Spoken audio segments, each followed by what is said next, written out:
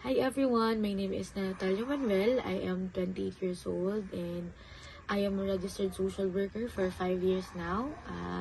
I graduated last 2017 at the Universidad de Manila, and I am currently working at the Department of Social Welfare and Development, DSWD.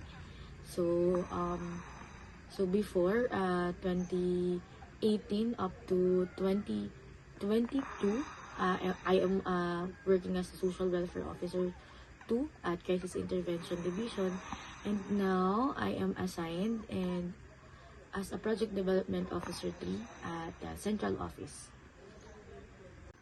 What inspired you to become a social worker? Actually, social work is not my first choice. Tatlong choice ang pinagpipilian ko during college. It's criminology, psych, and mass communication.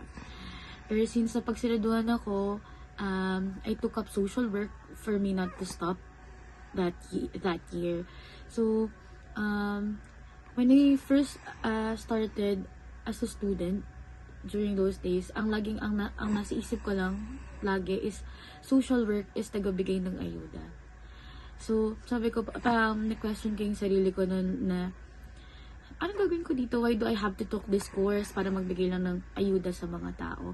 Pero, actually, nagbago yung perception ko sa social work during nung school days ko kasi social work opened me to different doors. As a student pa lang, it opens me and it awares me sa iba't ibang situation ng mga tao. Not only those thing na kahirapan lang yung nakikita natin, pero mas malalim pa na root ng situation ng bawat tao, whether it's individual or it's a family.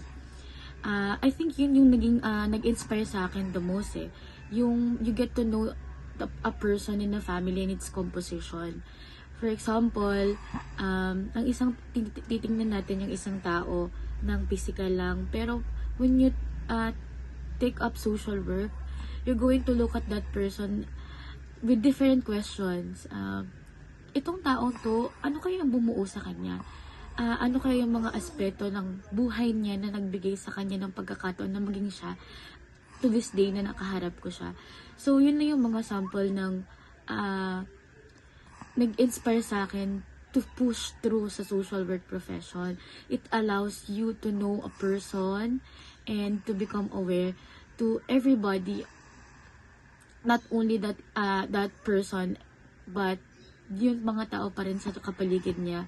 So, you're going to learn about a person, its environment, and yung mga community and society around them. So, yun yung parang it interests me, and I think yung mga kasabayan ko na take ng social work would agree with me kung paano kami dinevelop nito to understand the people around us. What is the biggest challenge you have faced in your job and how did you overcome it? Working as a social worker for 5 years, marami akong nakita ng mga challenges or na-experience ng mga challenges rather. Especially nag-work ako as a social worker sa Crisis Intervention Division. So one of the most siguro natatandaan ko is yung dissatisfaction ng mga tao doon sa mga nakukuha nila na assistance. And at the same time, ngayon namang nag-work na ako as a technical staff of project development officer sa central office. I think yung isa naman sa mga struggle is yung changes ng administration from time to time. Ngayon, kung paano ko siya ma-overcome, I always keep my feet on the ground and focus on what is important, which is to help people. So, kung ang isang kliyente ay hindi nasa-satisfy sa aking amount na nabibigay sa kanya, sa assistance, I'll try to explain kung bakit tayo nag-come up sa ganong amount, and at the same time, nililink natin sila sa mga iba pang ahensya na makakatulong, and binibigyan din sila ng mga words of motivation and other things na makakapag-lift up ng kanilang mga struggles during those times. So, kapag ang kliyente naman ay nagagalit and kapag na-explain naman sila ng maigi, nagtithank you pa rin naman sila. And I can say na bumabalik pa rin naman sila sa akin just to say thank you kasi mas nalinawan sila. Siguro mas nababurden lang sila sa situation kaya medyo crowded sila na emotions nila. Pero pag na-overcome naman nila yung ganung emotion at na-explain naman sa kanila, is naging okay na sila. So, from that, parang medyo yung challenge na na-experience ko that time or during those time is nababago naman siya. And doon naman sa usapin ng changes of administration, I think lahat naman ng mga kasama natin sa gobyerno ay na-experience ng pagbago-bagong administrasyon. Pero still, what we're doing kapag nagbabagong administration is to focus on ano ba yung dapat na tinutugunan ng programang kung nasaan ako nung time na yon. So, kung ang focus namin is to help those mga kliyente with medical condition, financial assistance, transportation, burial, doon tayo magpo-focus. By that, medyo nalilesen yung pressure natin sa changes ng administration, and at the same time, nakakapag-help ka pa rin sa mga tao. How do you help individuals or families recover from their struggles?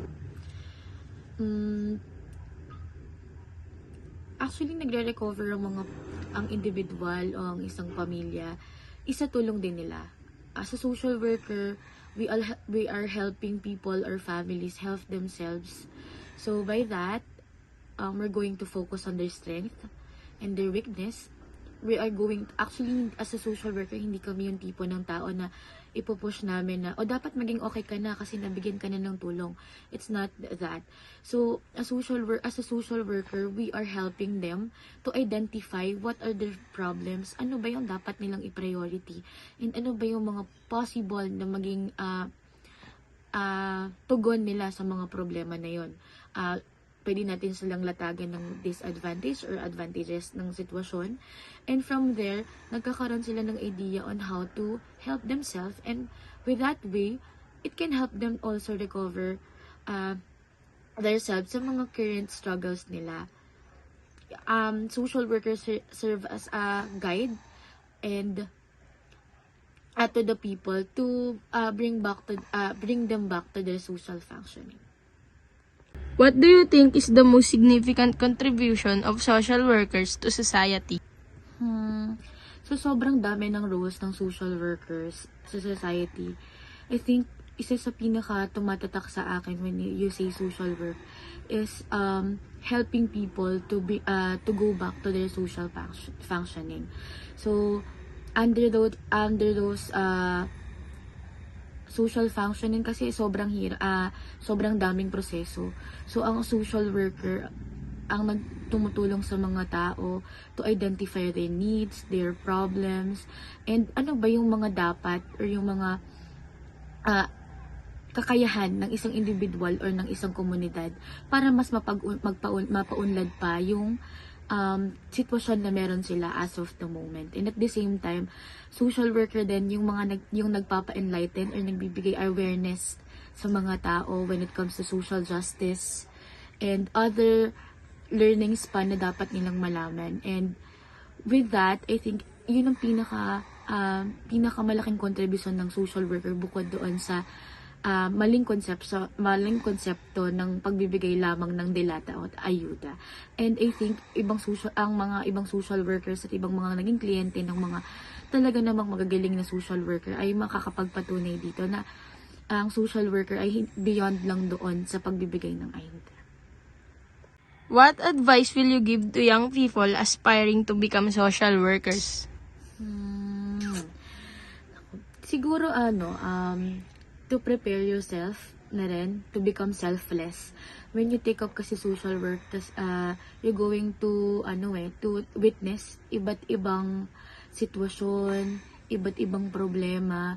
And I think yun yung isa sa mga dapat maging handa tayo, yung set aside, not necessarily all throughout isa-set aside ng sarili mo, pero syempre may mga personal tayong problema, pero being a social worker kasi is babad ka sa problema ng ibang tao. So, you have to be ready emotionally, physically, and at the same time, malaking importansya din or importante din na may support ka ng family mo. Kasi, when you're helping other people kasi, people tend to forget na kailangan mo rin ng tulong. So, building a strong support system or rapport sa family mo and sa ibang taong nakapaligid sa'yo, yun yung pinaka-importante. And, huwag niyong isipin na walang pera or medyo practically speaking, ang social work, sabi nila, ano ba yung social worker? Ano bang makukuha natin dyan? Malaki ba sahod saan? As a student, ganun talaga yung naging pagtingin ko before. So, practicality sa sahod-wise, okay naman siya.